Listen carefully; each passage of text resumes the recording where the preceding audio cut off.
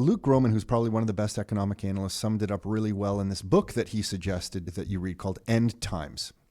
And in that book, basically, it summarizes economic history through hundreds of years. And it basically says when the elite class, which can include government, gets too top heavy, there's just too much bureaucracy, too much money chasing too few things.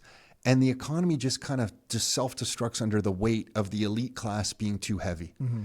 And it just feels like that's the point we're at. And he does some really interesting studies in that book, just saying that every point in history when that happens, you also have an elite class that has every one of their kids going to things like university or college and getting these degrees and then expecting that they get a good quality job after that degree. And I'm like looking around at the world right now, and it just feels like we are right there right now, where everybody, even in the middle class, has their child going to university. Everyone comes out of university saying, well, I'm not going to get my hands dirty. I'm going to get one of these good kind of quote unquote office jobs. We can debate if those are good anymore, but office jobs.